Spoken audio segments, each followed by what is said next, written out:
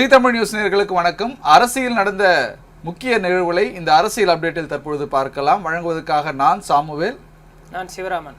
சிவராம், இன்னைக்கு அரசியல் அப்டேட்ல நம்ம முக்கியமான நிகழ்வுகள், அதாவது அரசியல் களத்தில் பரபரப்பாக பல்வேறு நிகழ்ச்சிகள் நடைபெற்று வருகிறது. குறிப்பாக திமுகவுடைய மார்ச் மாதம் முதல் வாரத்தில் அவங்களுடைய தேர்தல் அறிக்கையை வெளியிடணும் அப்படின்றதுக்காக மும்முரம் காட்டி வராங்க. கனிமொழி தலைமையில் அந்த தேர்தல் குழுவினர் வந்து கன்னியாகுமரி உள்ளிட்ட மாவட்டங்களுக்கு சென்றிருக்காங்க. எந்த மாதிரியான அதாவது அந்த தேர்தல் அறிக்கையை தயாரிக்கக்கூடிய பணியில் ஈடுபட்டு வராங்க? திமுகவோட தேர்தல் அறிக்கை தொடர்ந்து பார்த்தோம்னால் கவனிக்கத்தக்க ஒரு அம்சமாகவும் பேசு பொருளாகவும் இருப்பது கடந்த காலங்களில் வழக்கம். குறிப்பாக கலைஞர் இருந்தப்போ பார்த்தோம்னா திமுகவோட தேர்தல் அறிக்கையை கதாநாயகன் அப்படின்னு சொல்லி அவர் சொல்லியிருந்ததும் பார்த்தோம். குறிப்பாக அந்த தேர்தலில் பார்த்தோம்னா கலைஞர் வண்ண தொலைக்காட்சி பெட்டி கொடுத்ததாக இருக்கட்டும், பல்வேறு முக்கிய அறிவிப்புகளும் வெளியிடப்பட்டது. இது திமுகவிற்கு கை கொடுத்ததையும் பார்த்தோம். அதற்கு பின்புதான் அஇஅதிமுக பார்த்தோம்னா மிக்சி, கிரைண்டர், ஃபேன் உள்ளிட்ட கொடுக்கப்பட்டது. இது அதிமுகவிற்கும் தொடர்ந்து கை கொடுக்கப்பட்டது. இதுதான் திராவிட கட்சிகளை எடுத்துக்கொண்டோமேனால் மாறி மாறி புதிய திட்டங்களை அறிவிப்பதும், அதே போன்று பெண்களை கவரக்கூடிய இலவச திட்டங்களை அறிவிப்பதும் வழக்கம். தற்பொழுது திமுகவை பொறுத்தளவில் இந்த தேர்தல் அறிக்கை என்பது மிகவும் முக்கியத்துவம் வாய்ந்ததாக பார்க்கப்படுகிறது. அஇஅதிமுக கொடுக்கக்கூடிய அந்த அறிவிப்புகளில் இருந்து நம்ம எப்படி மாறுபட்ட முறையில் கொடுக்கலாம், அதே சமயத்தில் பெண்கள் மற்றும் இளைஞர்களை கவரக்கூடிய வகையில் இருக்கணும் அப்படிங்கிறது திமுக தலைவர் ஸ்டாலினோட எண்ணமாக இருக்கிறது.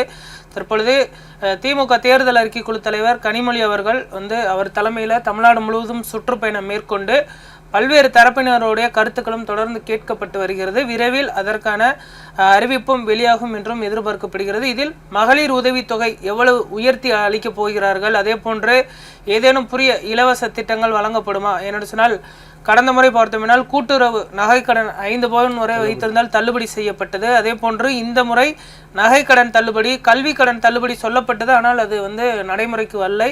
இந்த முறை கல்வி கடன் தள்ளுபடியா, அதே போன்று விவசாயிகள் வாங்கிய அந்த கடன் தள்ளுபடி செய்யப்படுமா என்ற ஒரு மிகப்பெரிய ஒரு எதிர்பார்ப்பு. கண்டிப்பாக 2021 சட்டமன்ற தேர்தலை பொறுத்தவரையும் திமுகவுடைய வாக்குறுதி ஒரு ஸ்டார் வாக்குறுதியாக இருந்தது. ஏன்னா குறிப்பாக இந்த நீட் தேர்வு ரத்துன்றது ஒரு பெரும் பேசும் பொருளாச்சு. ஆனால் பட் இந்த தேர்தலை அந்த நீட் தேர்வை தமிழகத்திற்கு விலக்கு வாங்க முடியாத அது ஒரு பெரும் விமர்சனங்கள் மத்தியில் ஏற்பட்டதாலும் கூட, அப்போது இந்த 2026 சட்டமன்ற தேர்தலில் இடம்பெற போகிற வாக்குறுதிகள் மாணவர்களை எவ்வாறு கவரப்போகிறது? ஏற்கனவே மாணவர்களுக்கு ஒரு 10 லட்சம் மடிக்கணினி கல்லூரி மாணவர்களுக்கு திமுக சார்பில் வழங்கப்பட்டு வராங்க. இப்படி இருக்கும் பொழுது தற்பொழுது மாணவர்களையும் முதன்மை வாக்காளர்களையும் கவரக்கூடிய வகையில் பல்வேறு திட்டங்களும் இடம்பெறும் என எதிர்பார்க்கப்படுகிறது. இது ஒரு புறம் இருக்க, காங்கிரஸ் இப்போ குறிப்பாக இந்த காங்கிரஸில் இன்னைக்கு தமிழகத்தில் இருக்கக்கூடிய மாவட்ட தலைவர்கள் அனைவரும் டெல்லி பயணிச்சிருக்காங்க. அங்கே என்ன மாதிரியான ஆலோசனைகளை மேற்கொண்டு வருகிறாங்க? காங்கிரஸ் உடைய கூட்டணி எப்பொழுது நிறைவான அது முழு வடிவத்துக்கு வரும்? இல்லை, திமுக காங்கிரஸ் கூட்டணி இருப்பதாக சொல்லப்பட்டாலுமே கூட இன்னும் அந்த அதிகாரப்பூர்வ பேச்சுவார்த்தை துவங்கப்படவில்லை. பார்க்குற மக்களுக்குமே ஒரு குழப்பம் இருக்கிறது. திமுக காங்கிரஸ் கூட்டணி இருக்குதா இல்லையா? ஏன்னு சொன்னால் பிப்ரவரி 2வது வாரத்தை நெருங்கி விட்டோம், இன்னமும் அந்த பேச்சுவார்த்தை துவங்கப்படவில்லை, தொகுதி பங்கீடு இறுதி செய்யப்படவில்லை. பிப்ரவரி இறுதி வாரத்தில் தேர்தல் அறிக்கை வெளியாகும், தேர்தல் தேதி வெளியாகும் என்றும் தற்பொழுது சொல்லப்பட்டிருக்கிறது. குறிப்பாக பிப்ரவரி 22ஆம் தேதி அந்த தேர்தல் தேதி அறிவிக்கப்படும் என்ற ஒரு தகவல் கிடைத்திருக்கிறது. இதனால் ஏப்ரல் முதல் வாரம் அல்லது 2வது வாரத்தில் தமிழ்நாடு சட்டப்பேரவை தேர்தல் ஒரே கட்டமாக நடத்துவதற்கு தற்பொழுது தேர்தல் ஆணையம் திட்டமிட்டு இருக்கிறது. என்று சொன்னால் தமிழ்நாடு பார்த்தோம்னா ஒரு அமைதியான மாநிலம், பெரிய அளவில் வன்முறை அல்லது எந்த ஒரு போராட்டம் நடைபெறாமல் சுமூகமான முறையில் நடத்தி முடிக்கலாம் அப்படிங்கிறது தேர்தல் ஆணையத்தோட திட்டமாக இருக்கிறது. இதனால் தமிழ்நாட்டை பொறுத்தவரை ஒரே கட்டமாக தேர்தலை நடத்தி முடிப்பதற்கும், அதே போன்று கேரளா, புதுவைக்கும் ஒரே கட்டமாக தேர்தலை நடத்துவதற்கும் திட்டமிடப்பட்டிருக்கிறது. இந்த நிலையில் தேர்தல் தேதி எப்பொழுது வேண்டுமானாலும் வெளியாகலாம் என்றும் தொடர்ந்து சொல்லப்பட்டு வரக்கூடிய நிலையில் இன்னமும் திமுக காங்கிரஸ் கூட்டணி உறுதியாகிருச்சா, அவர்களுக்கு தொகுதி பங்கீடு என்ன அப்படிங்கிறது தெரியல. இந்த நிலையில டெல்லியில தற்பொழுது புதிதாக பொறுப்பேற்றிருக்கக்கூடிய அந்த மாவட்ட தலைவர்களுடைய ஆலோசனை கூட்டம் நடத்துவதற்கு திட்டமிடப்பட்டு இருக்கிறது. தற்பொழுது ராகுல் காந்தி அவர்கள் அந்த ஆலோசனையை நடத்திட்டு வர்றாரு. ஒவ்வொரு மாவட்ட தலைவர்களிடமும் தனித்தனியாக கூப்பிட்டு அவர் விசாரிச்சுக்கிட்டு இருக்கிறாரு. வரக்கூடிய தேர்தலில் திமுக கூட்டணி அமைக்கலாமா, திமுக கூட்டணி அமைந்தால் உங்களுடைய விருப்பம் என்ன என்பது குறித்து கேட்கப்பட்டு வருகிறது.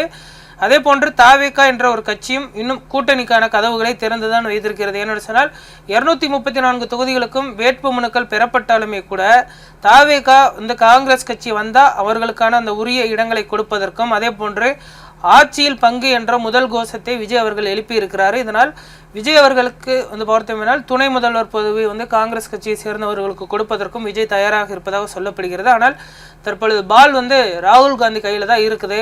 ராகுல் காந்தி என்ன முடிவை எடுக்க போகிறாரு, அதே போன்ற திமுக இதை தொடர்ந்து வேடிக்கை தான் பார்க்க போறாங்களா அல்லது காங்கிரஸ் கட்சியை கூப்பிட்டு பேச்சுவார்த்தை நடத்தி அவர்களுக்கான அந்த தொகுதி பங்கீடு முடியுமாங்கிறத பார்க்கணும். கண்டிப்பா இது ஒரு பக்கம் இருக்கு. இப்போ காங்கிரஸ் அதாவது இன்னும் திமுக கூட்டணியில் வந்து அங்க வகிக்கல, எந்த ஒரு அதிகாரப்பூர்வ தகவலும் வரல. ஏன்னா இங்க மாநில தலைவர் செல்வம் பெருந்தகை பொறுத்தவரை திமுகவுடன் தான் தன் கூட்டணின்னு அவரு சொல்லிட்டு வர்றாரு. இருப்பினும் நேற்றைய தினம் ஒரு சர்ச்சை, ஏனென்றால் பாமக இப்போ பிளவுபட்டிருக்கு. மருத்துவர் ராமதாஸ் தலைமையில் இருக்கக்கூடிய பாமக அதாவது திமுகவில் கூட்டணி வைக்க வேண்டும் என்பதற்காக பல கட்ட பேச்சுவார்த்தைகளானது தொடர்ந்து நடைபெற்று வந்தாலும் கூட நேற்று அதை ஆதரிக்கக்கூடிய வகையில் காங்கிரஸ் தலைவர் மாநில தலைவர் செல்வம் பெருந்தகை ஐயா அவர்களை திமுக கூட்டணியில் அங்க வகிக்கணும் என்று அவர் கருத்து பதிவிட்டது பெரும் பேசுபொருளாச்சு. இதுக்கு திமுக கட்சியில் அங்க வகித்திருக்கக்கூடிய விசிகாவுக்கு ஒரு பெரும் ஒரு மன உடைச்சலாக சட்டமன்ற துணை பொதுச் செயலாளர் வன்னியரசு அவர்கள் கூட இதற்கு எதிர்வினை ஆற்றிருந்தாரு. பாலாஜி எம்எல்ஏ உள்ளிட்டவர்களும் வந்து தொடர்ச்சியா வந்து 5 கட்சிகள் மாறி வந்த தலைவர் செல்வ பெருந்தகை இது குறித்து பேச வேண்டாம், எங்களுக்கு என்ன பண்ணணுங்கிறது எங்களுக்கு தெரியும், கடந்த காலங்களில் நடைபெற்ற கசப்பான அனுபவங்கள் அடிப்படையில தான் எங்க தலைவர் இந்த கருத்தை சொல்றாரு, இது குறித்து மேற்கொண்டு பேச வேணாம் அப்படின்னு சொல்லியிருக்கிறாங்க. தற்பொழுது தேர்தல் நெருங்க அந்த மோதிக்கக்கூடிய காட்சிகளும் கருத்து பரிமாற்றங்களும் ஒரே திமுக கூட்டணியில பலவீனப்பட்டு போக இது ஒரு கருவியா பயன்படுத்துறாங்களான்ற ஒரு சந்தேகம் வந்து ஏற்படுது. ஏன்னா இன்னும் காங்கிரஸோட கூட்டணி திமுகல வந்து உறுதி செய்யப்படல. ஆனா விசிகா திமுகவோட தான் தற்போது வரை கூட்டணியில் இருக்காங்க. அதுக்கான தொகுதி பங்கீட்டும் பேச்சுவார்த்தை நடைபெற்று வருது. அப்போ இப்படி இருக்கும்போதுனா இணக்கமா இருக்கக்கூடிய திமுக விசிகாக்கு இடையே காங்கிரஸ் வந்து ஒரு பிளவு ஏற்படுத்த திட்டமிடுறாங்களா? ஏன்னா ஏற்கனவே ஒரு ஜாதிவாதி சக்தியோ இல்லை இந்த எங்கள் கொள்கை நாங்கள் கூட்டணி வைத்திருக்கக்கூடிய இடங்களில் அங்க வகிப்பார்கள், நாங்கள் கூட்டணியில் வந்து அங்க வகிக்க மாட்டோம்னு ஏற்கனவே விடுதலை சிறுத்தைகள் வந்து ஒரு நிலைப்பாட்டில் இருக்காங்க. அப்போ மருத்துவர் ராமதாஸ் திமுக கூட்டணியில் அங்கம் பெறுவாரானால் விடுதலை சிறுத்தைகள் வெளியேற ஒரு வாய்ப்பு இருக்கு. அப்போ இந்த சூழ்நிலை ஒரு சாதகமா தாவேகாக்கோ இல்லை அதிமுகவுக்கோ அமைய ஒரு சாதகமா இருக்குமா? இல்லை, விடுதலை சிறுத்தைகள் கட்சியை பொறுத்தவரை தற்பொழுது அவர்கள் இந்த அரசியல் நிகழ்வுகளை தொடர்ந்து உன்னிப்பாக கவனிச்சுட்டு வராங்க. ராமதாஸ் அவர்களுக்கு உள்ளே கொண்டுட்டு வந்தால் தாங்கள் இந்த கூட்டணியில் தொடர்வதில் அர்த்தம் இல்லை. ஏனென்று சொன்னால் வட மாவட்டத்தை பொறுத்தவரை விசிகா மற்றும் பாமக வந்து ஒரு பலம் வாய்ந்த கட்சிகள், இரு சமுதாயத்தை சேர்ந்தவர்கள் அதிகமாக பரவலாக இருக்கக்கூடிய ஒரு மாவட்டம். இந்த சூழலில் ராமதாஸ் அவர்களை திமுக கூட்டணியில் கொண்டு வரக்கூடிய அந்த முயற்சிகள் எடுக்கப்பட்டால் நாங்கள் வெளியேறிக்கொள்கிறோம். என்று சொன்னால் விசிகாவை பொறுத்தவரை இடங்களை தாண்டி அவர்கள் வந்து பொறுத்தவனால் இந்த கூட்டணி, அதாவது ஜாதிவாத கட்சி பாமகவோ அல்லது மதவாத கட்சி பாஜகவோ இடம்பெறக்கூடிய கூட்டணியில் நாங்கள் இடம்பெற மாட்டோம் என்று ஆரம்பம் முதலே வந்து திருமாவளவன் அவர்கள் சொல்லி வருகிறார். இந்த சூழலில் தான் தற்பொழுது செல்வ பெருந்தகை தெரிவித்த கருத்து தற்பொழுது திமுக மற்றும் காங்கிரஸ் விசிக கூட்டணியில் தற்பொழுது மீண்டும் பேசுபொருளையும் இந்த பிரச்சனைகளையும் பூதாகரமாக வெடித்திருக்கிறது. சாமுவேல், இன்னொரு விஷயம் வந்து பார்த்தோம்னா டெல்லியில் வந்து அண்ணாமலை அவர்கள் சென்று வந்ததற்கு பிறகு பாஜகவுடைய அமைப்பு செயலாளர் கேச விநாயகம் மாற்றப்பட்டிருக்கிறார், அதை பற்றி சொல்லுங்கள். கண்டிப்பாக, அதாவது ஏற்கனவே முன்னாள் தமிழக மாநில தலைவர் அண்ணாமலை வந்து தனக்கு கொடுத்திருக்க தேர்தலில், அதாவது தொகுதியில் இருந்த அந்த பொறுப்பில் இருந்து தான் விடுபெறுவதாக ஏற்கனவே அவர் அறிவிச்சிருந்தார். இது ஒரு புறம் இருக்க, ஏற்கனவே அதாவது மாநில தலைவர்களோடும் அது மட்டும் மாநில நிர்வாகிகளோடும் ஒரு இணக்கம் வந்து அண்ணாமலைக்கு இல்லை. எப்போ அவர் மாநில தலைவர் பொறுப்பில் இருந்து அவர் விலகினாரோ, நீக்கப்பட்டு புதிதாக நயனா நாகேந்திரன் தேர்ந்தெடுக்கப்பட்டதிலிருந்து அண்ணாமலைக்கும் தமிழக பாஜகவுக்கும் ஒரு இணக்கமில்லாத ஒரு போக்காக தான் இருக்குது. ஏன்னா பாஜக நடத்தக்கூடிய நிகழ்வில் தொடர்ந்து பங்களிக்கிறது இல்லை அண்ணாமலை. தொடர்ச்சியாக நேற்றைய தினம் டெல்லி பயணித்திருந்த அண்ணாமலைக்கு மேலிட பொறுப்பாளர்களையும் கலந்து ஆலோசித்திருந்தார். ஏன்னா இந்த 2026 சட்டமன்ற தேர்தலையும் அண்ணாமலை போட்டியிட இதுவரை எந்த ஒரு திட்டமும் இல்லை. ஏன்னா தன்னுடைய தகப்பனார் உடல்நிலை சரியில்லாத காரணத்தால் நான் இந்த பதவியிலிருந்து விழுகிறேன் மற்றும் போட்டியிடுவது குறித்து எந்த ஒரு முடிவும் எடுக்கவில்லை, காலம் நேரம் பதில் சொல்லும் ஏற்கனவே அண்ணாமலை சூசகமாக ஒரு கருத்தை தெரிவித்திருந்தார். இதனில் தான் இப்போ அண்ணாமலையுடைய டெல்லி பயணம் தமிழகத்தில் இருக்கக்கூடிய நிர்வாகிகளுடைய மாற்றத்துக்கு ஒரு காரணமா அமைந்திருக்கு. இல்லை, இப்ப வந்து ஒரு 10 ஆண்டுகள் வந்து அந்த பொறுப்புல இருந்தவர் பாஜக அமைப்பு செயலாளர் கேச விநாயகம் பார்த்தோம்னா பாஜகவில் ஒரு நீண்ட காலமாக கோலோச்சி வந்தவர், ஒரு முக்கியமான கொள்கை முடிவுகளாக இருக்கட்டும் அல்லது நபர்களை மாற்றுவதற்கும் பின்னணியிலிருந்து இயக்கப்பட்டவர், ஆர்எஸ்எஸ் அமைப்பை சேர்ந்தவர் தற்பொழுது கேசவ விநாயகம் அவர்கள். அவரை இந்த பொறுப்பிலிருந்து மாற்றினால் தான் நான் வரக்கூடிய தேர்தலில் பணியாற்றுவேன் என்பது அண்ணாமலை அவர்களுடைய டிமாண்டாக இருந்தது. அதற்குத்தான் நேற்று பாஜக மற்றும் ஆர்எஸ்எஸ் ஒருங்கிணைந்த கூட்டமானது சேத்துப்பட்டு ஆர்எஸ்எஸ் அலுவலகத்தில் நடைபெற்றது. இந்த கூட்டத்தில் முக்கியமான அம்சம் என்னவென்று சொன்னோமேனால் பார்த்தோம்னால் தொகுதி பொறுப்பாளர் என்று கொடுத்திருக்கிறீர்கள், 6 தொகுதி கொடுக்கப்பட்டிருக்கிறது, மதுரை தெற்கு உள்ளிட்ட தொகுதிகள் கொடுக்கப்பட்டிருந்தாலுமே கூட என்ன பொறுப்பு என்பது எனக்கு தெரியவில்லை, அதற்கான பணிகள் என்ன என்று தெரியவில்லை, என்டிஏவிற்கு என்று ஏதேனும் கொள்கைகள் இருக்கிறதா என்று வெளிப்படையாகவே பேசியிருக்கிறார். அதே போன்று கேசவ விநாயகத்தை மாற்ற வேண்டும் என்றும் டெல்லியில் பஞ்சாயத்து நடந்திருக்கிறது. அதற்கு பின்பு சென்னை சேத்துப்பட்டியில் இருக்கக்கூடிய ஆர்எஸ்எஸ் அலுவலகத்தில் கேசவ விநாயகத்தை மாற்றிவிட்டு தற்பொழுது கன்னியாகுமரி மாவட்டத்தை சேர்ந்த ஆர்எஸ்எஸ் உறுப்பினர் அந்த பொறுப்பில் அமர வைக்கப்பட்டிருக்கிறார். அண்ணாமலை அவர்கள் தொடர்ந்து அதிருப்தியை ஆரம்பம் முதலே வெளிப்படுத்தி வருகிறார். நயினார் நாகேந்திரன் அவர்கள் நியமிக்கப்பட்டதற்கு பிறகு தொடர்ந்து பாஜகவின் தமிழக தலைமைக்கும் அண்ணாமலை அவர்களுக்குமான மோதல் போக்கு தொடர்ந்து நீடித்துக் கொண்டே வருகிறது. கண்டிப்பா இது ஒரு புறம் இருக்கு. தற்பொழுது புதிதாக ஒரு தகவல் ஒன்று வந்திருக்கு. ஐயா பாமக என்ற ஒரு கட்சி, புதிய கட்சி பதிவு செய்யப்பட்டிருப்பதாகவும் 2026 சட்டமன்ற தேர்தலில் பொது சின்னத்தை கேட்டு எலெக்ஷன் கமிஷனிடம் கோரிக்கை வைத்துள்ளதாக ஒரு தகவலானது வெளியாக இருக்கு. இப்போது 2026 சட்டமன்றத்தில் இன்னும் 2 மாதம் தான் இருக்கு. அப்போ ஏற்கனவே பாமக மகன் தந்தை என 2ஆக பிளவுபட்டிருக்கக்கூடிய நிலையில் அன்புமணி தரப்பினர் அதிமுகவுடன் கூட்டணி வைத்திருக்கிறார்கள், என்டிஏவோட கூட்டணி வைத்திருக்கிறார்கள். ஏற்கனவே அந்த மாம்பழ சின்னத்தை முடக்க வேண்டும், அந்த மாம்பழ சின்னத்திற்கு நாங்கள் தான் உரிமையாளர்கள் என மருத்துவர் ராமதாஸ் தரப்பில் கூறப்பட்டிருந்தது. உயர்நீதிமன்றத்தில் வழக்கம் போயிட்டு இருக்கு. இப்படி இருக்கக்கூடிய நிலையில் தற்பொழுது புதிதாக வழக்கறிஞர் அதாவது அருள் அவர்கள் புதிதாக ஒரு கட்சி பதிவு செய்திருப்பார்கள். அதில் ஐயா பாமக என்ற பெயர் வைத்து ஒரு புதிய கட்சி துவங்கி இருக்கிறாங்க. அப்போ ஐயா பாமக உடைய நிலைப்பாடு என்ன, மருத்துவர் ராமதாஸுடைய நிலைப்பாடு, அந்த பாமக அன்புமணி தரப்பினருக்கு தான் சொந்தன்ட்டு அவரே முடிவு பண்ணிட்டாரா? இல்லை, இப்போ ராமதாஸ் அவர்களுடைய முடிவு என்னன்னு பார்த்தோம்னா, திமுக கூட்டணியின் கதவுகள் அடைக்கப்பட்டிருக்கு. அதே போன்று நாம் தமிழர் கட்சி ஏற்கனவே தனித்து போட்டியிடுவேன்னு அறிவிச்சிட்டாங்க. அஇஅதிமுக பாஜக கூட்டணிக்கு அவர் வர்ற மாதிரி இருந்துச்சுன்னா நான் விளைவிக்கிறேன் அப்படின்னு சொல்லியிருக்கிறாரு. இதனால் அன்புமணி அவர்களுடைய கோரிக்கையை ஏற்று ராமதாஸ் அவர்கள் இந்த கூட்டணிக்கு வர முடியாது. இந்த சூழலில் அவருக்கு இருக்கக்கூடிய ஒரே ஆப்ஷன் தாவேகா. ஒரு நடிகர் புதிய கட்சி தொடங்கி இருக்கிறாரு, இருந்தாலுமே கூட அவரை நம்பி எப்படி போகிறது அப்படிங்கிறதும் கருத்துக்கள் பரிமாறப்பட்டு இருக்கிறது. இந்த சூழலில் தான் ஐயா ராமதாஸ் அவர்கள் என்ற ஒரு புதிய கட்சி துவங்கப்படுவதாக வாய்ப்பு இருப்பதாக சொல்லப்படுகிறது. ஆனால் இது எந்த அளவிற்கு சாத்தியம் என்று தொடர்ந்து பொறுத்திருந்து பார்க்க வேண்டும். என்னென்னு சொன்னால் தற்பொழுது அன்புமணி ராமதாஸ் அவர்கள் போட்டியிடக்கூடிய தொகுதிகளில் மட்டுமே எதிர்த்து தங்களுடைய வேட்பாளர்களை நிறுத்தலாமா அல்லது தமிழகம் முழுவதும் நிறுத்தலாமா? ஏன்னு சொன்னால் திருச்சியிலிருந்து சென்னை வரை இந்த வட மாவட்டங்களில் தான் தற்பொழுது பார்த்தோமேனால் வன்னிய சமுதாய மக்கள் அதிகமாக இருக்கிறார்கள். அந்த பகுதிகளில் மட்டும் வேட்பாளரை நிறுத்தலாமா என்ற ஒரு ஆலோசனையும் தற்பொழுது மேற்கொள்ளப்பட்டு வருகிறது. ராமதாஸ் அவர்களை பொறுத்தவரை தற்பொழுது மிகப்பெரிய ஒரு குழப்பத்தில் இருக்கிறார்.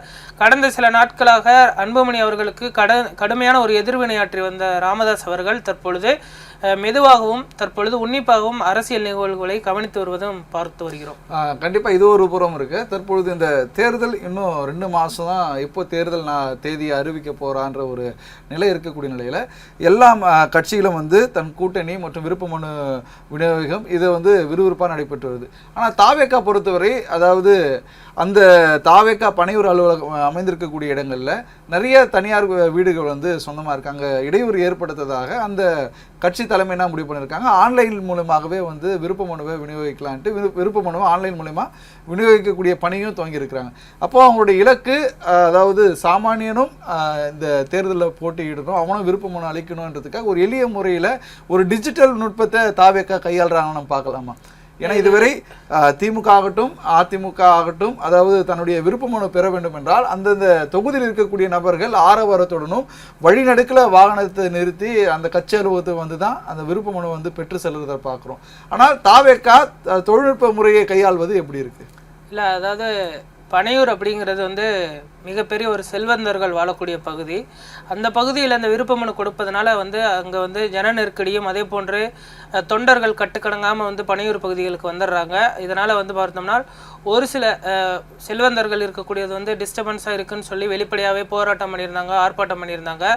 ஒரு நிம்மதியாக இருக்கணும் அப்படிங்கிறதுக்காக தான் நாங்கள் ஈசிஆரை தேர்ந்தெடுத்து இங்கே வாழ்ந்துக்கிட்டு இருக்கோம், இங்கே இது மாதிரி பண்ணுறது சரியா அப்படிங்கிறது அவங்களோட ஒரு முக்கியமான ஒரு அம்சமாக இருந்துச்சு. இந்த நிலையில தான் தமிழக வெற்றி கழகம் ஆன்லைனில் இந்த ஃபார்மை கொடுக்குறதா சொல்லியிருந்தாங்க. இருந்தாலுமே கூட தாவேகா ஏற்கனவே வேட்பாளர்களை முடிவு செய்து விட்டது என்றுதான் தகவல் கிடைத்திருக்கிறது. காரைக்குடி எடுத்துக்கொண்டமையானால் பிரபு அவர்கள் போட்டியிடுவார், அதே போன்று புதுக்கோட்டை பர்வேஸ் அவர்கள் போட்டியிடுவார் என்றும் சொல்லப்படுகிறது.